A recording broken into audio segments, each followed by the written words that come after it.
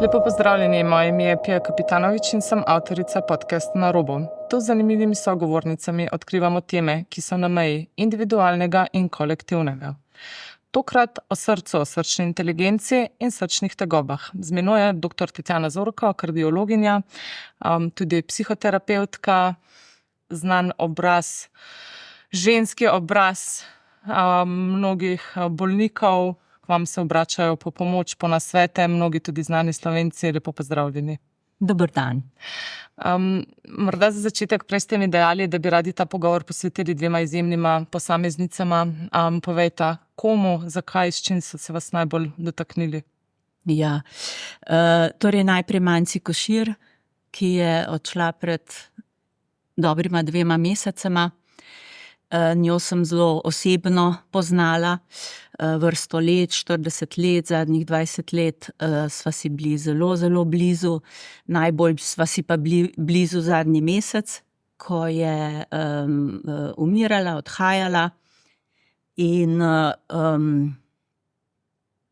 ona je bila bistven človek v mojem življenju, tako kot za mnoge, mnoge druge, ampak zame čisto poseben, zato ker me je obdarila z tistim, kar je nujno potrebno, da imaš v življenju, in z presežnim. Kaj pa je to? To pa je več kot tisto, kar je nujno potrebno, da preživiš. To pa je to, da me je videla, da me je slišala, da me je podpirala, da mi je podarila stvari, ki jih sicer nikoli ne bi imela. Podarila mi je tudi svojo prisotnost, svojo posebnost, svoj vzgled. Tako da ogromno sem dobila daril. Torej to, kar naj bi ženska ženski v resnici dala. Tako, kar nismo dobili od svojih mam, ker niso imele, sem jaz dobila od Mance, ki je bila in v vlogi mame, in v vlogi sestre, in v vseh vlogah, ki pač so potrebne, da človek potem nekako pride do sebe in je zadovoljen sam sabo. Kako pa ste se spoznali, če smem vprašati? Ja, spoznali sva se na enem srečanju zdravljenih alkoholikov, kjer sem jaz delala kot študentka, kot terapevtka pri dr. Uglu. In njo so člani te skupine, tega kluba povabili na novoletno srečanje. In ona je prišla, takrat seveda zelo mlada, zelo znana, zelo lepa. Torej imela je vse, kar jaz nisem imela.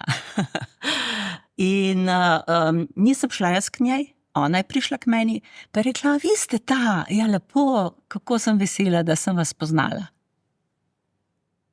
Tako, a veste, tist, ki si želiš, da bi te nekdo prepoznal, opazil, ja, ker sem imela skozi vtis, da sem ena siva miška, nevredna vsega, to sem pač dobila, te vzorce. In potem je ona prišla in ta pot moja, se je začela. Je imela zelo veliko vinkov, zelo veliko padcev, ampak končala se je dobro. No, in potem pa še gospe Aniti Ogulin, ki jo nisem osebno poznala, pa vendar sem jo poznala kot vsi Slovenci, spremljala pri njenem delu, pri njenem tem projektu botrstva. Predvsem sem jo pa spremljala o bolezni, popolnoma tako kot profesionalno me je zanimalo, kaj z javnostjo deli o svoji bolezni, kako to deli, kako se spoprijema s tem, in veliko podpore sem ji tudi na Facebooku izražala. In to, kar me je presenetilo, ona mene ni poznala, se je vedno zahvalila s kakšnim všečkom. Tako da te 2 ženski sta res izjemni in sta narodni zaklad, Ja, 2 izjemni ženski, delavni, fokusirani, zagnani, ambiciozni, a kljub temu zelo srčni, odprti, dostopni. Je to redka kombinacija? Jaz bi rekla ne kljub temu, ampak in takšni.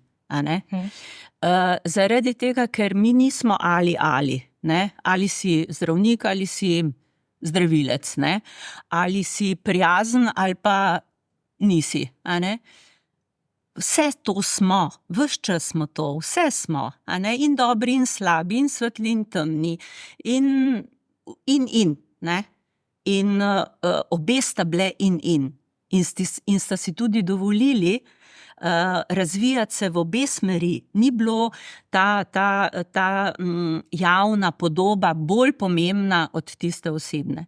Manca, recimo, ki sem jo res bolj poznala, je bila takšna vedno, tudi ko je bila doma v trenerki, tudi ko sem jo obiskala po 12-urni operaciji, a ne, je bila ona taka, cela. A ne? In prepričana sem, da je veliko takih ljudi. In da pravzaprav nekaj v nas, ne, je tisto, kar nas sili, da smo in. A ne? Mi se seveda večkrat upiramo, ne, pa želimo imeti neke naslove, pa priznanja, pa to je čist fajn in je čist potrebno. A ne? Ampak nekaj v nas, ne, neka iskrica božja ali kakršnakoli že je, nas pa nagovarja, da bi bili tudi srčni, sočutni, dobri, prijazni. In če smo in potem lahko v miru umremo. Se pravi, ja, vsakemu je nekaj dobrega, nekaj slabega, če ostanemo pri teh dveh polih, ampak ni morda tudi tako, da se sami odločimo, pravijo tako, katerega volka bomo hranili. Včasih je stres velik, pa bi najraje samo nekaj nekomu zabrusil ali pa na cesti, pa se odločiš, da racionalno ne veš, kaj ta človek na drugi strani trpi tudi in gre skozi in zbereš, da si prijazen. Je to odločitev ali je to nekaj, kar je pač pri enih ljudeh bolj izraženo, pri drugih pa pač manj? Ja, jaz mislim, da je odločitev oziroma neka izbira, a ne, kakšen ti hočeš biti, a ne. A hočeš biti dober človek in delati dobro, ali pa hočeš pač to življenje izkoristiti tudi druge ljudi za to, da ti pri tem služijo in pomagajo, a ne. Celo od njih to zahtevaš, pričakuješ, a ne. Tako da ja, kaj si izbereš, ne, katerega volka bom hranil. Ampak to ne pomeni, veste, da potem vedno izbereš najboljše zase, ne. To, kar sem jaz videla pri sebi, odkar sem res tako bolj čuječno stopila na to pot, da še vedno velikokrat popenim, ne, in preklinjam nekoga, ki me je, ki ni prijazen, ne, ki me je prehitel, ki mi ni, ne, kaj dobrega naredil. Ampak čas, ko ozavestim to, čigavo je to? To ni moje, to je njegovo. In meni ni treba to vzeti, a ne? In jaz se lahko držim svoje smeri, torej ta čas, ki mine od tega reakcije avtomatskega pilota, do tega, da jaz to zavestim in si rečem, kaj je moje, kaj ni moje, je pa vse krajši. In potem doživim take res čudežne tudi situacije, ko naletim res na prijazne ljudi, ko dobim res tudi opravičilo za kakšno stvar, ko se mi res ni treba več tako zaganjati v nekaj, kar ni tako, kot bi jaz rada, da je. Ali pa vse zelene luči na Celovški cesti. Ja, res. Včasih se zdi, kot da je res neka višja energija, da takrat, ko ostanemo dobro razpoloženi, ko smo prijazni do drugih, stvari kar polepšajo, ampak to je tako magično, kar čudno o tem govoriti, tako z nekom, kot ste vi zdravnica, kardiologinja, bi marsikdo rekel, da se požvižgate na take stvari, da ste zelo racionalna in veste, da z lepimi mislim pa že ne moremo spreminjati zelenih luči. Ja, je zanimivo, ne, kako nekaterim poklicom kar pripišemo to, ne. Tudi za novinarje mislimo, da so vam pomembne samo slabe novice, ne, in če nimate slabih novic, potem ste brez dela. Tako da tudi mislim, da za zdravnike vse bolj velja, da branimo to svojo uradno medicino in da ne razmišljamo o ničemer drugem, ne. Tako da, ja, nekateri so gotovo takšni, a ne. Pa se morda, zdaj bom tako rekla, populistično, alternativna spoznanja o tem, da na zdravje vplivajo tudi odnosi, tudi same besede, že nekako prihajajo do zdravnikov, do te uradne stroke, da vidijo, da pa ni vse samo tisto, kar je fiziološko poškodovanega, zastrupljenega, da tudi to nevidno zastruplja. Ja. Jaz mislim, da ja. Jaz mislim, da ja. Res pa je, ne, da to prihaja do vseh ljudi, tudi do uporabnikov, tako imenovanih. Ne. In dejstvo je, ne, da mi zdravniki smo tudi bolniki. Ne. In veliko zdravnikov je zelo bolnih in je težko biti zdravnik in bolnik hkrati. Ne. Tako da in tudi bolniki niso več samo bolniki, so tudi marsikaj dali skozi, so se marsikaj o sebi naučili, in jaz mislim, da vsi, ki imamo neko znanje strokovno, je razlika v tem, ali smo to znanje ponotranili, kar pomeni, da se sprašujemo, kje sem pa tu jaz, ali to, kar jaz zdaj vas učim, ali pa svetujem, a to tudi sama delam, ali vam to zdaj predavam po smernicah. Ali res verjamem, da to drži? Ali to res verjamem? In to skušam tudi sama pri sebi spreminjati, uravnovešati in tako naprej. Zdaj, problem je seveda sistem, v katerem delujemo mi zdravniki. Jaz sem recimo leta 1993, to se pravi več kot 30 let nazaj, zapustila klinični center, kjer sem bila specialistka interne medicine. Sem bila asistentka za predmet interne medicine, to se pravi, sem učila mlade zdravnike, sem imela dobro službo, dober status in to. Zapustila to službo zato, ker nisem mogla biti samo sobna zdravnica. Kaj to pomeni? Pomeni, da ker sem delala na kliniki, bi se morala ukvarjati tudi z raziskovalnim delom, z pisanjem člankov, z številnimi sestanki, kongresi in tako. In jaz tega preprosto nisem zmogla. Meni se je zdelo sveto to, da sem zjutraj prišla v službo, še pred 7, šla pogledat svoje bolnike po sobah, da sem vedela, kaj se mi je zgodilo popoldne in ponoči, o tem poročala, Zdelo se mi je zelo pomembno se z ljudmi pogovarjati ne samo o simptomih bolezni in o izvidih preiskav, ampak tudi o njihovem življenju, o njihovih odnosih, o njihovih družinah, o njihovem delu, o njihovih skrbeh, o njihovem strahovih, in to je bilo, kot rečemo, full-time job, Pa ste to kaj popisovala? Kako ste odkrila, kaj je skupnega bolnikom, ki imajo težave s srcem, skozi te pogovore? Veste kaj, nič ni skupnega, pa vse je skupno. Ker mi ljudje smo ena vrsta, za katerega je res so značilne nekatere stvari, predvsem pa je značilna to, kar me je potem dr. Glaser, o katerem bova še govorila, naučil, je, da vsi ljudje imamo genetsko vsajene potrebe po ljubezni, po pripadnosti.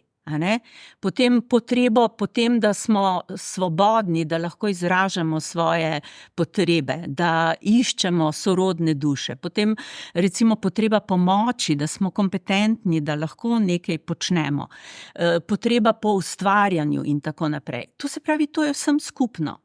In jaz mislim, da je tudi nam vsem skupno eno hrepenenje po lepem, po dobrem, po presežnem. Jaz mislim, da mi nismo narejeni za vsakodnevno rutino. Nihče, tudi delavec na gradbišču ne.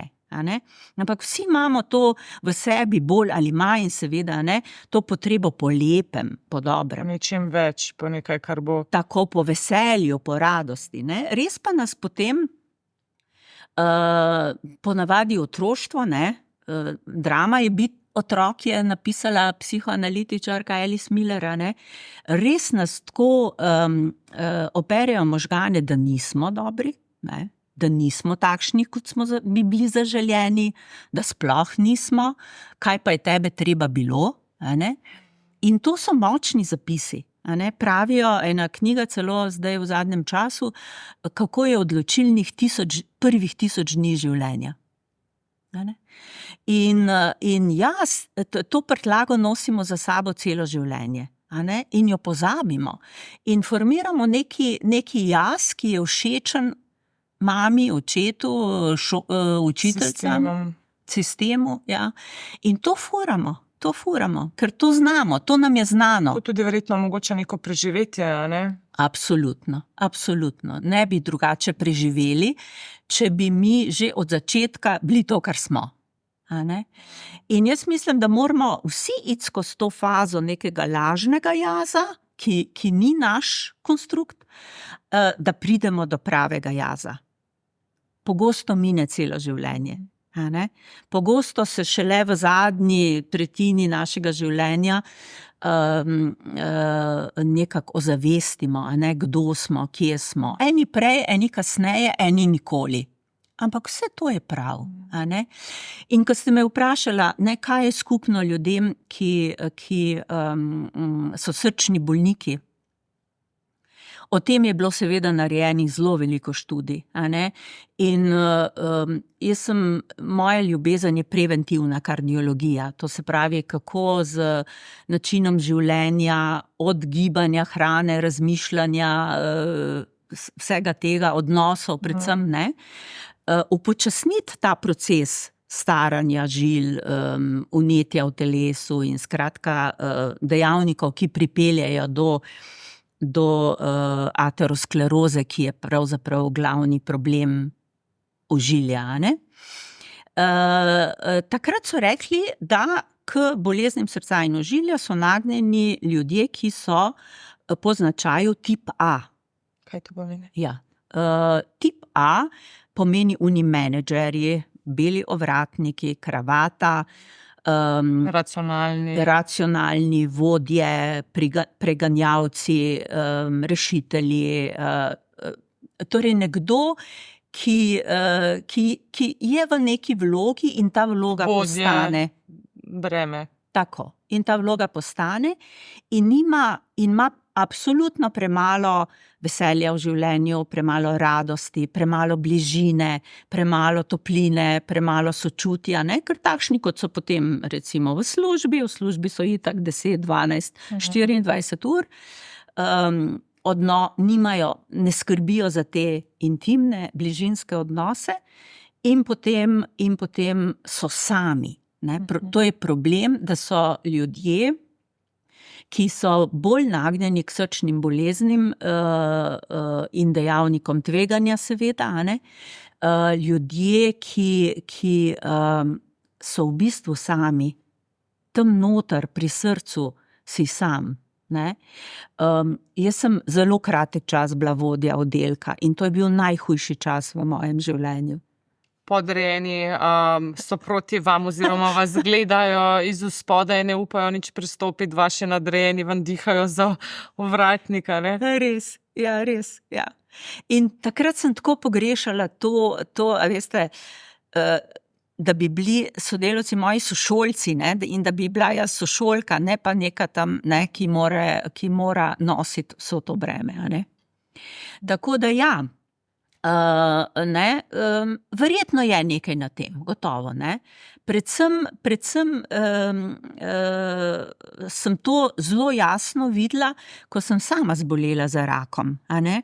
Da to je bilo tudi leta 2003, ne, pa itak je to rak itak nastaja leta in leta, ne, ko se ena celica... Ali ste čutila, da se kaj dogaja vam v telesu ali je prišlo čisto iznenada? Ja, sem čutila, ja, na srečo sem čutila, da je bilo, torej jaz sem bila takrat stara 48 let in na videz, ne, sem živela v enih okoliščinah, ki so bile idealne. Ne, imela sem že svojo zasebno ordinacijo s koncesijo, lahko sem delala tako, kot sem želela, zmogla, ljudje so me imeli radi, nič hudega se mi ni dogajalo. Otroci, odrasli. Žal ne, ker nisem imela nikoli otrok. Se opravičujem. Ne, nisem vam Okej. treba opravičevati. Ja, ampak to je bilo nekaj, ne, kar je bila ena zavestna odločitev verjetno, a ne, da ne bom imela otrok, da ne bom imela družine, ne, ker je moja primarna družina je bila antivzorec za to, da bi si jaz želela družino. Vaša mama je bila samohranilka, ampak tako bom rekla, nič kaj takega, ali je bilo še kaj? Moja mama je bila zelo dobra samohranilka, ampak je bila zelo nesrečna ženska. To je bilo bistveno, a ne. Ona je kot samohranilka popolnoma zadovoljila svojo funkcijo. Vzgojila je sama 2 otroka, mene in brata. Pri tem je bila skoraj nepismena ženska, tkalka v tovarni, z majhnimi dohodki, a ne. Ji je uspelo, jaz in brat sva uspela, sva bila dobra, to je bila njena želja, namera in tako. Ampak samo sebe pa ni rešila, a ne, kot ženske, ki ni mogla odpustiti mojemu očetu, a ne, da jo je varal, prevaral in zapustil. Zanima me, od kje pa potem ta strah, da boste tudi vi morda v takih odnosih se znašla, se zato niste odločila za... To ni bilo Tako. seveda zavestno, Ja, ne. ja. Jaz sem to popila z njenim mlekom, bi jaz rekla, a ne. Ta njena čustva, ne, sem popila z njenim mlekom in to sigurno ni bila zavestna odločitev, a ne. Ampak to je bil ta vzorec, ki me je varoval pred tem, da bi jaz ponovila njeno zgodbo, čeprav sem jo kljub temu, a ne. Tako da Bolj se včasih boriš proti temu, da ne bi naredil napake, še hujše. to je zelo močno v nas, a ne. Poleg tega je bil to tudi vzorec, ki se vleče po njeni mami, ne.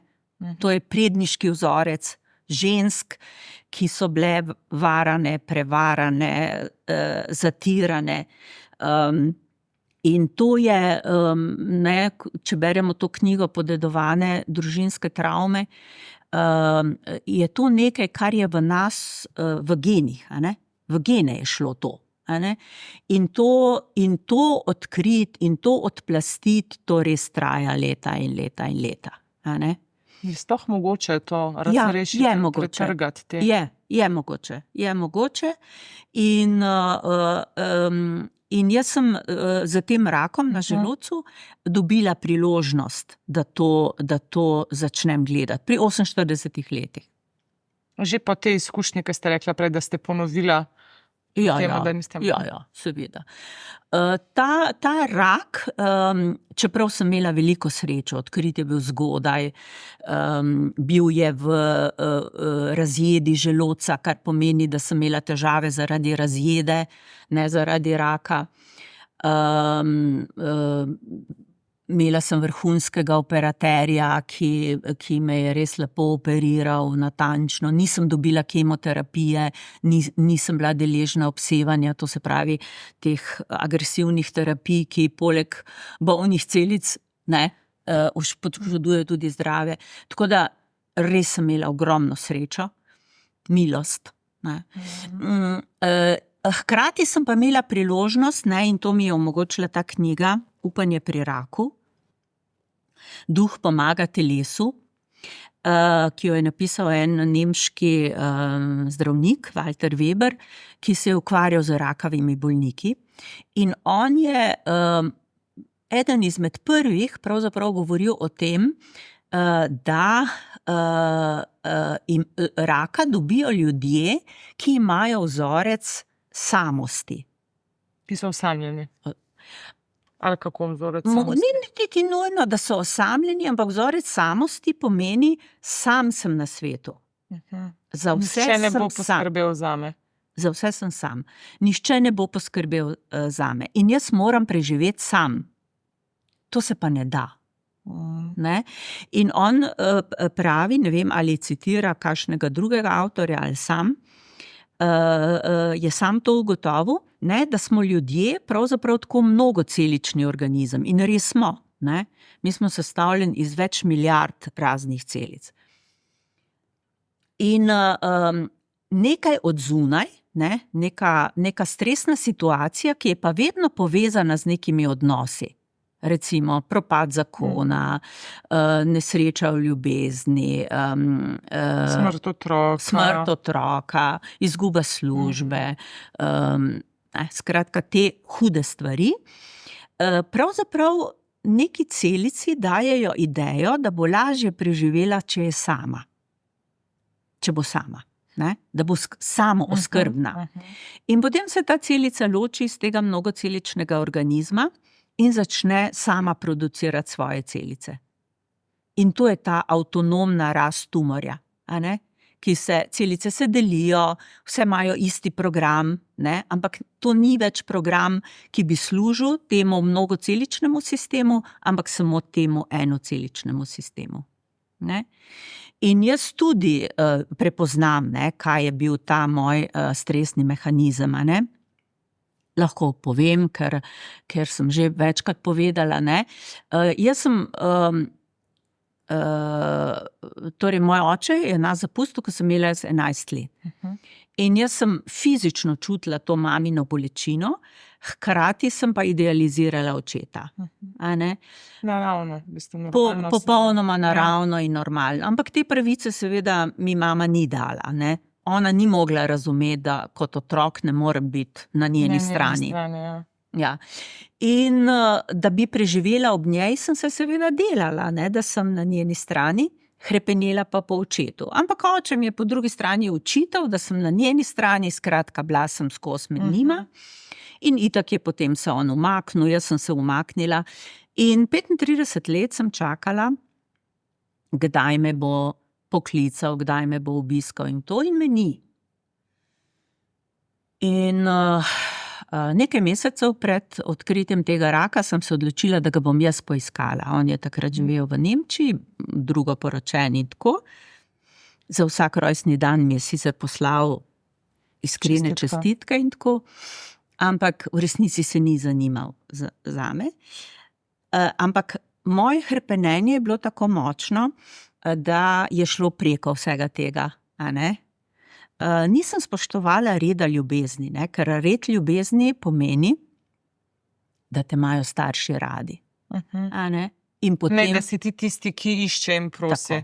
Tako. Starši morajo imeti otroka radi in starši morajo nositi zastavo in starši morajo trkati na vrata in starši morajo izražati otrokom ljubezen. Kaj pa, ko vidiš, da starš recimo v stanju, ko tega ni sposoben, neka bolezen, hude travme, je potem še vedno velja ta red ljubezni ali si takrat? Velja ta red ljubezni, absolutno, to uči tudi ta metoda postavitev družine, če ste slišali, od Berta Hellingerja. Takrat mora otrok, ki je seveda odrasel, sprejeti to, da red ljubezni pravi, da se prikloni svojim staršem za darilo življenja, ampak ne sprejme njihove travme, ne sprejme njihovo nesposobnost, da so starši. Ampak nikoli se ne trudi biti njihov starš, ker to ni red ljubezni.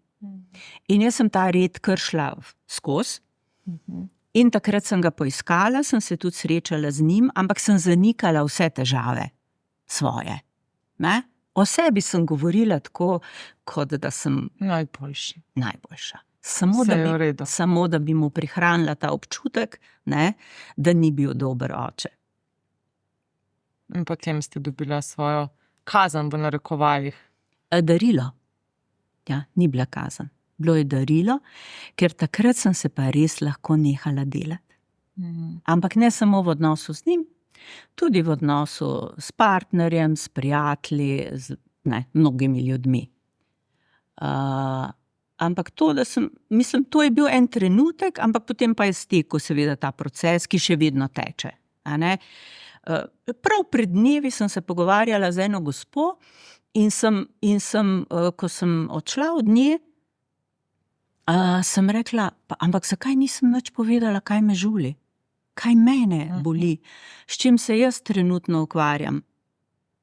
Samo poslušala sem, kaj je ona govorila in imela sem občutek, da meni je pa kar v redu, ker nimam njenih težav. Skrbni. Ja. Tako da ta skušnjava, prikriti samega sebe, svoje resnične potrebe, je v meni še vedno zelo močna.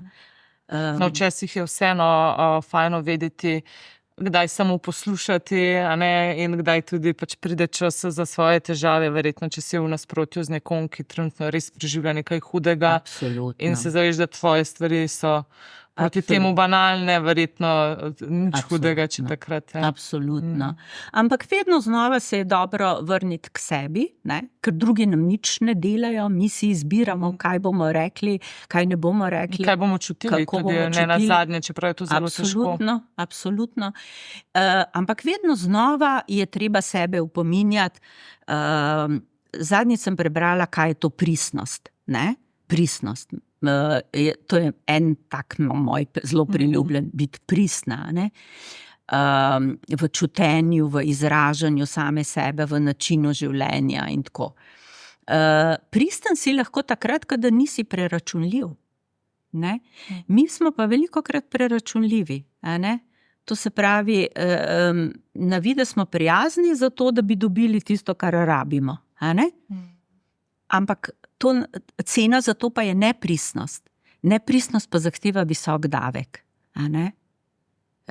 Ker naša narava si želi biti to, kar je. Mi si želimo biti to, kar smo. Želimo si biti v tem objeti, sprejeti, videni, slišani, podprti. Ne v tem, kar nismo. Prej ste dejala, ni bila bolezen, kazen, bila je nagrada, ampak velikokrat tako v raznih člankih, tudi knjigah, pride občutek, da si bolezen sami nakupljamo, si jo sami povzročimo, pa ne samo z dejavniki tveganja, kot so alkohol, kajenje, stres, ampak tudi, da si zaradi ravno tega, kar so govorili, zaradi nekih odnosov, v katere stopamo, zaradi tega, ker nismo to, kar smo, to povzročimo. In ta občutek je verjetno, ko enkrat zboliš in se še tega zaveš, ni najlažje. Tako nekako se mi zdi, da je kar veliko breme potem še to sprejeti, da si sam to zakopal, še posebej, če morda nimaš te sposobnosti uvida v te svojo podzavest, v svoje neke vzorce, ki jih ponavljaš, včasih so kompleksnejši kot to, kar so zdaj govorili. Je to v bistvu dobro, da je ta neka dogma, da prisotna, da smo si sami to zakuhali ali ne? Ne, to je zelo slaba stvar. Nič nismo krivi.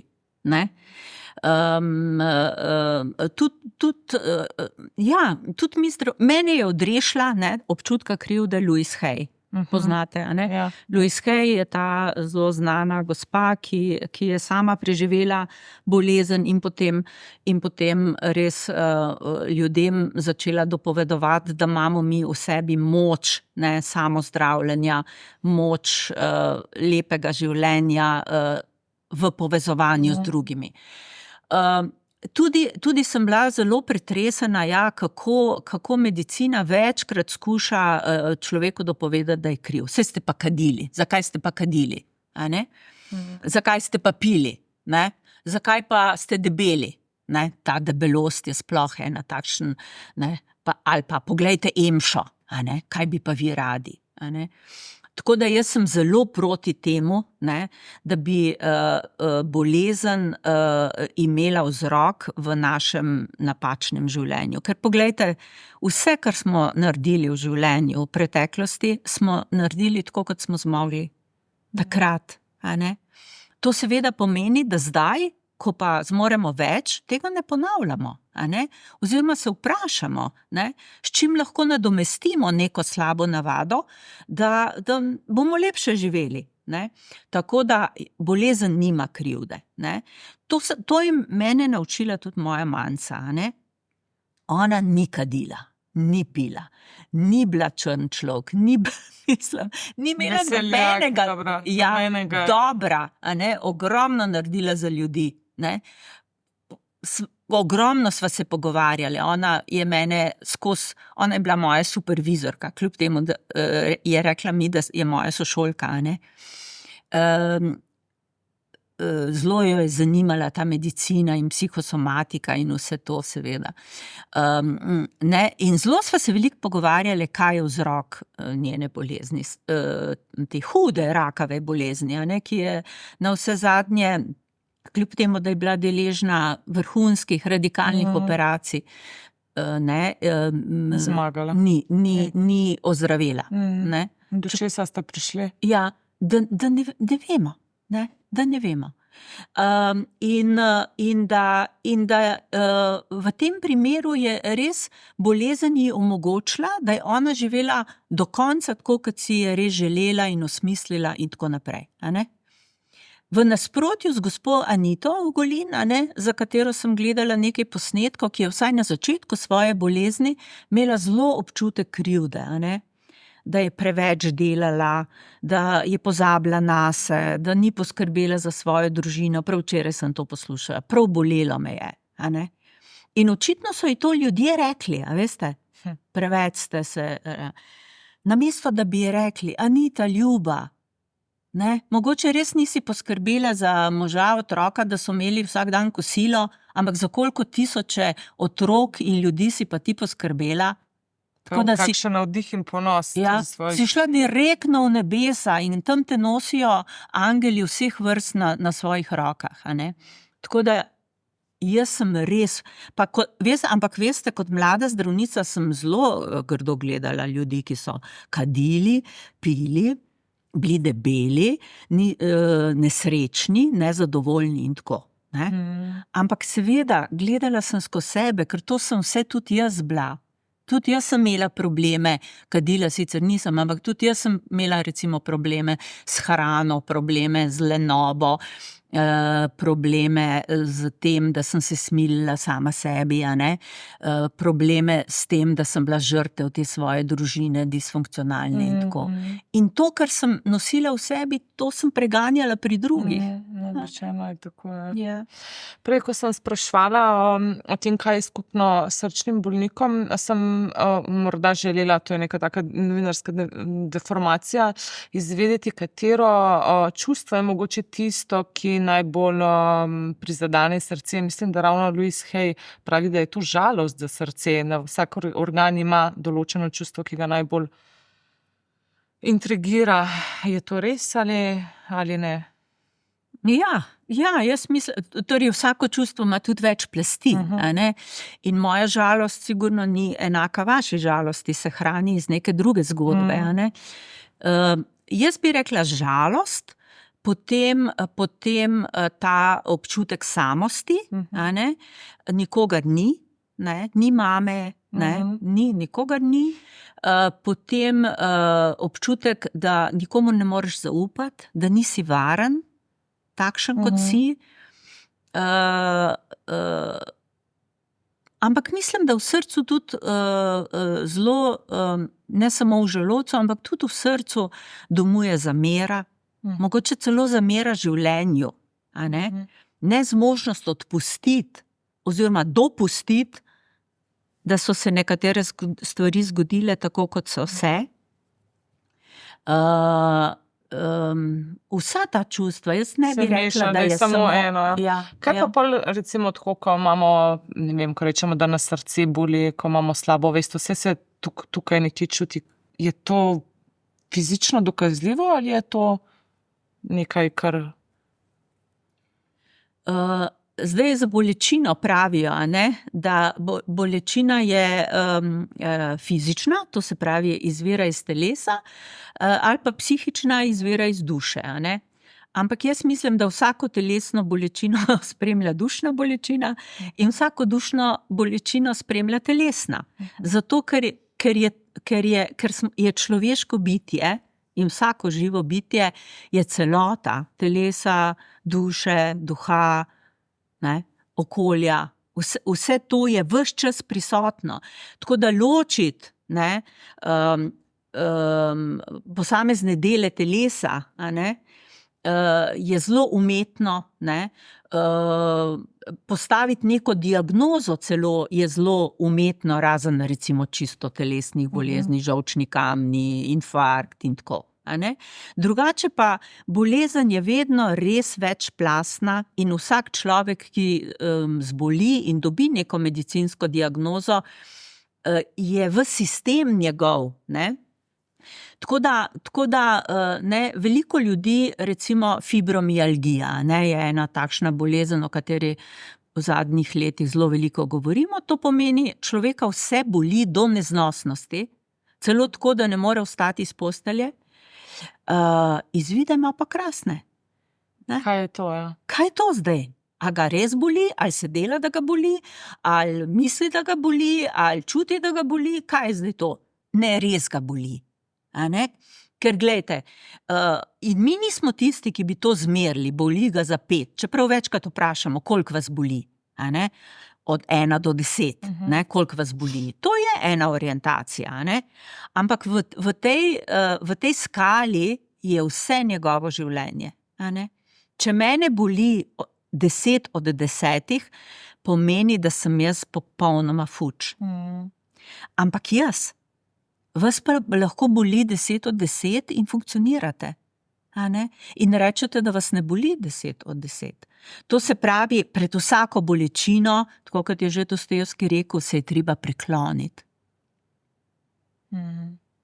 Tudi če imaš navaden prehlad, pa misliš, da boš kar umrl zaradi njega, ali pa si domišljaš, da te boli, ali pa si domišljaš, da boš, da bo nekaj hudega, je to tvoja resnica.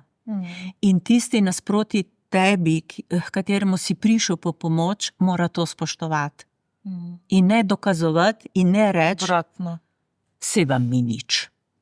To je najslabša stvar, kar jo sploh lahko slišiš. Če se na te točke morda dotakneva Williama Glasserja, predstavnika ali celo utemeljitelja realitetne smeri terapije, on pravi nekako, da si vse ta čustva sami izberemo, vse ta stanja si sami izberemo, ne ravno za bolezen, ampak za občutja, celo za depresijo, kar jaz vedno ne vem, kako tukaj... Kaj si misli, če vedno v temu, poznam nekaj hudih primerov depresije, ki ne bi ravno rekel, da so se ti ljudje zdaj sami izbrali, da bojo depresirali, kot on pravi. Kaj pa vi menite, tudi sabo ste prenesla njegovo najbolj znano knjigo Teorijo osebne svobode? To je tudi res tema, ki bi jo lahko več podcastov imeli o Williamu Glasserju in o njegovi teoriji izbire. Torej, vse se začne s tem, da dr. William Glasser, psihiater, psiholog, psihoterapevt, pravi, da se mi ves čas vedemo celostno. Kaj to pomeni? To je kot avto na 4 kolesih. Zadnja 2 kolesa so naša čustva in naši občutki, sprednja kolesa so pa naše misli in naša dejanja. Zadnja 2 kolesa, torej čustva in občutki, niso v naši moči spreminjanja. Mi čutimo. Če čutimo in če nas ubide jeza, smo jezni. Lejte, nismo si to izbrali. Občutimo jezo in to občutimo, da nas stiska pri srcu, da srce razbija, da nas stiska v želodcu, torej na telesu to občutimo. To so ta zadnja kolesa. Ampak kako mi o teh čustvih razmišljamo in kaj potem naredimo, to so pa sprednja kolesa. In če ne spustimo avto še na sprednja kolesa, se vozimo skozi po 2. In moč izbire imamo na sprednjih kolesih. To se pravi, ko se mi nekako počutimo, lahko izberemo, a se bomo tako počutili, in bomo verjeli, da nas je to preplavilo in da je nekdo kriv za to, a ne? Ali pa bomo spremenili odnos do tega, ne? Recimo, to, kar je meni bilo zelo všeč, pa je zelo že na začetku knjige napisano, ne? Večina ljudi meni, da se pred semaforjem z rdečo lučjo ustavimo, ker sveti rdeča luč. Ne, se ne ustavimo zato. Ustavimo se zato, ker vemo, da če bi se peljali naprej, bi lahko nastal karambol, bi trčili in tako naprej. A ne? Ampak kljub temu, kdaj prevozimo rdeče. Ne? To se pravi, mi izbiramo naše vedenje, ko nas zajame neko čustvo. A ne? In pogosto zberemo vedenje, ki nam ne pomaga pri razreševanju, ampak nam še bolj utrjuje to žalost in jezo. In pogosto in depresiranje po njegovi definiciji je pravzaprav način našega vedenja, s katerim skušamo zmanjšati to frustracijo, v kateri smo se znašli. Ne? Recimo, ženska, ki jo zapusti mož, začne depresirati. Depresija je nemoč v resnici. A ne? To se pravi, ona je depresivna, začne imati antidepresive, ni se ji treba soočiti s tem, lahko stane žrtev, lahko se jezi na tega prevaranta strašnega, a ne? Lahko gre na bolniško. Vedenje ji prinaša več koristi, kakor škode, če bi rekla, glej, to ni moje, to je njegovo, a ne? Zdaj imam jaz priložnost vzeti v roke svoje življenje. Ampak to zveni zelo preprosto. Jaz mislim, da večina ljudi tega ne zmore brez pomoči. Ne? Zato je tukaj tako važno ta terapija. Ne? Zdaj, ali jo imenujemo psihoterapija, ali jo imenujemo svetovanje, ali jo imenujemo zdravniška pomoč, ali kakorkoli. A ne? To je nekaj, kar ti lahko nek drugi človek, a ne, pomaga prepoznati, kaj je tukaj tvoje in kaj ni tvoje in kako boš ti za tem, kar je tvoje, živel, preživel, unovčil. Ne? Kako boš ti iz tega statusa, recimo žrtve, ali pa preganjalca, ali pa reševalca, postal učenec. To pomeni, da se boš naučil nekaj drugega, kar si doslej delal in ti je kar šlo, ampak ni šlo v tvojo korist. Torej, nek tak ključ za življenje je, da smo ves čas učenci. Tako, res, tako, ja. Da izstopimo iz tega trikotnika, ki je tako znana, ne, Karpmanov trikotnik, igranja vlog, ne. Ali smo žrtve in kot žrtve rabimo rešitelja, ali preganjalca in potem se to skozi izmenjuje, a ne. In Glasser pravi temu, to je psihologija zunanjega nadzora, ne. To pomeni, nekdo povleče vrvico in ti si povlečen. Ali slediš, tako, pa si ti tisti, ki želiš, ne? Da je po tvoje. Ja, če pa ti greš v psihologijo notranjega nadzora, to se pravi, se zavedaš, da si ti edini človek, ne, ki ve, kaj je on, kdo je on in to, drugi ti pa dajo samo neke informacije o sebi, ne, te tudi nadzorujejo, pa te tudi kritizirajo, pa te tudi, ne, s temi pogubnimi načini hočejo, ampak dejstvo je, da ko ločiš sebe od drugih, se lahko šele na dober način povezuješ z drugimi, a ne, kar je pa nujno, ker brez odnosov ne preživimo, ne. Mi rabimo odnose zato, da smo lahko to, kar smo. V naravi smo zelo družabna bitja. Ja. Prej ste dejala, da je nujna v primerih depresije tudi drugih duševnih tegobah neka pomoč. Vi ste tudi se na neki točki odločila, da boste temu namenila študij. Kako ste izbrala študij, pa kaj bi morda svetovala ljudem, ki iščejo pomoč? Kako si ob množici teh terapij izbrati nekaj za njih primernega? Recimo ena izmed vej je realitetna, ampak je zgolj samo ena, poznamo več pristopov. Tako.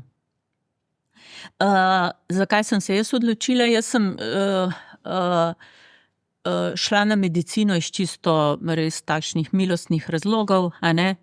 če bi bilo tako, da bi sledila maminemu strahu, ne, da mora imeti ženska poklic, da mora imeti službo, da je lahko neodvisna od moškega, potem bi šla na ekonomsko šolo in bila administratorka.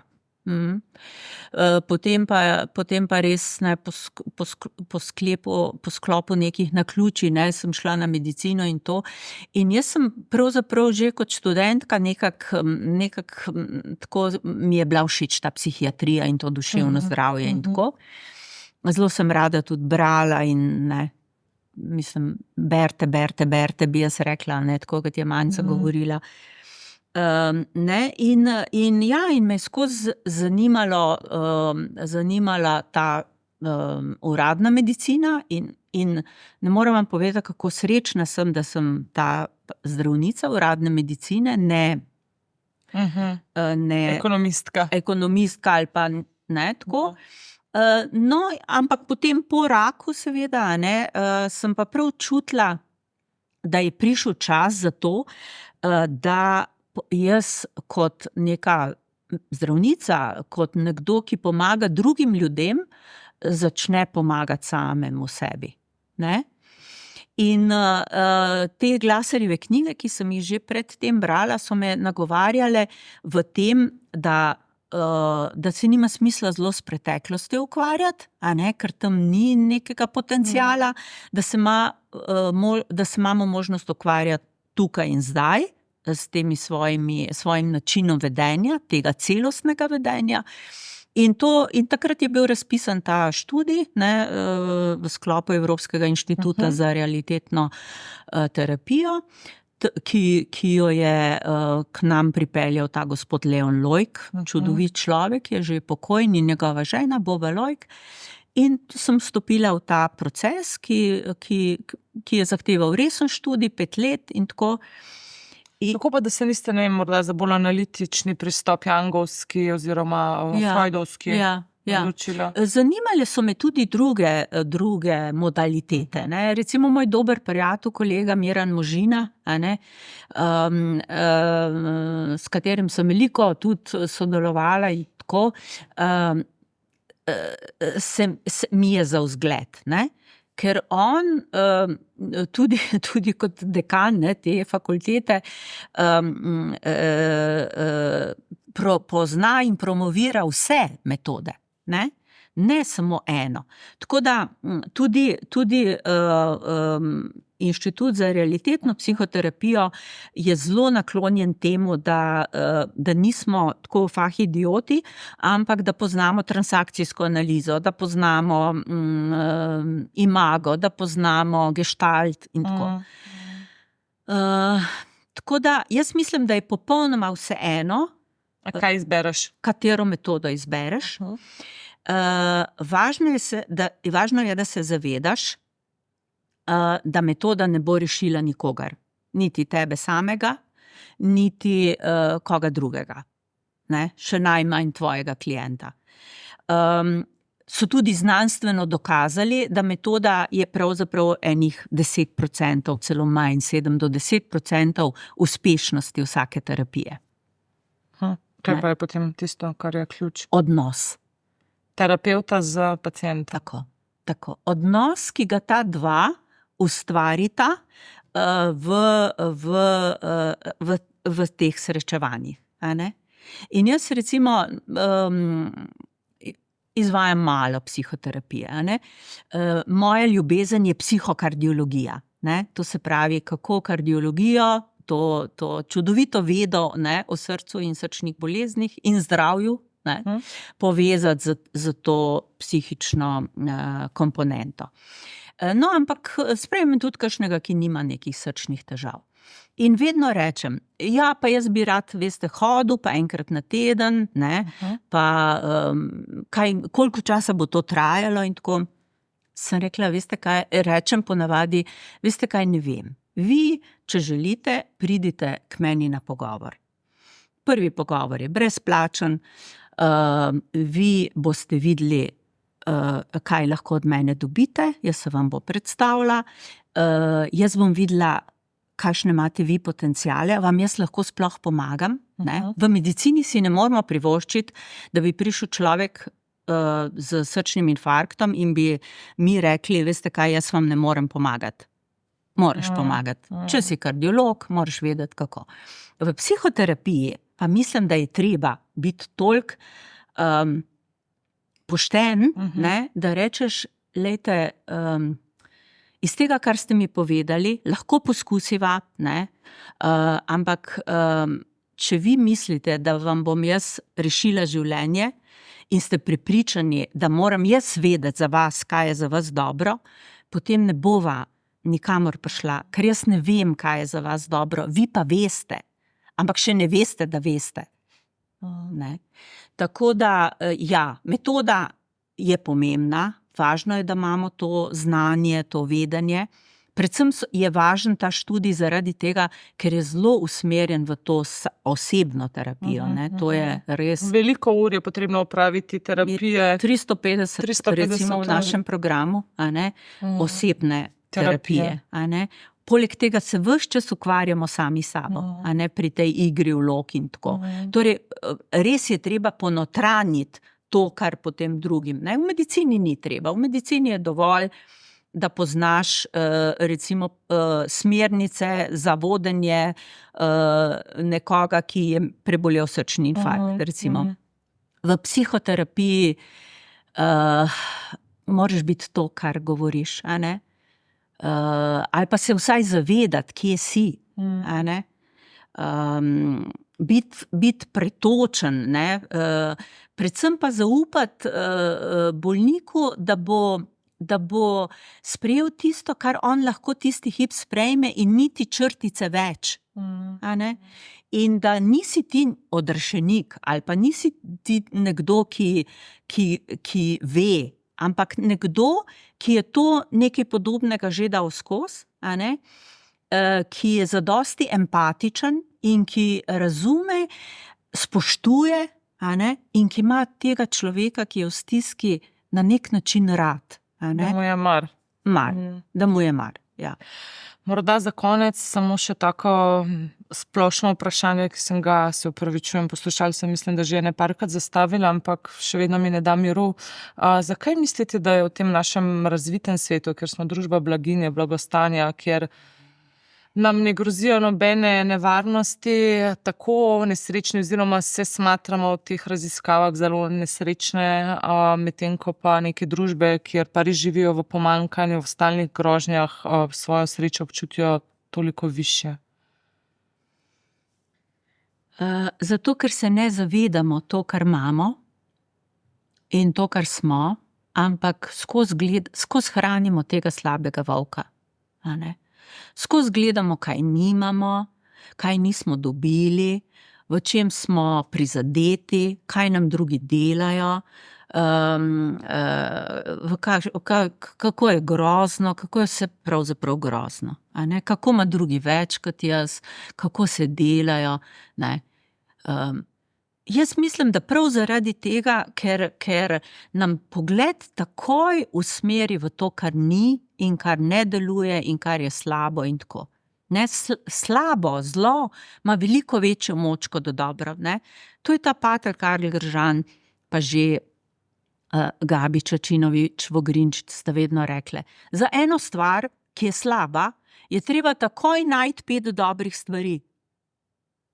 In šele 5 dobrih stvari izniči to slabo. A ne? Ja, mi moramo začeti preusmerjati pogled v to, kar imamo. A ne? Tega se zavedati. Ja, glejte, tukaj zdaj sediva v tem čudovitem prostoru, tehnološko opremljen,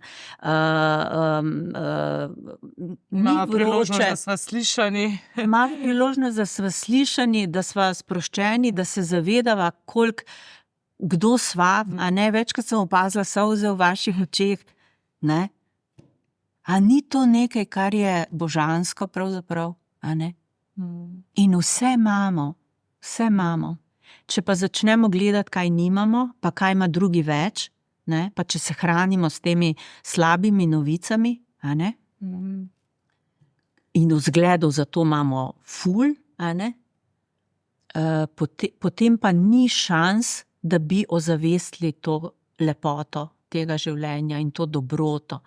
In spregledamo stvari, ki bi nam pomagale živeti in preživeti. Najlepša hvala, dr. Zorko, za ta pogovor. Vse dobro želim vam, vašim pacientom. Hvala, tudi vam hvala. Se slišimo prihodnjič.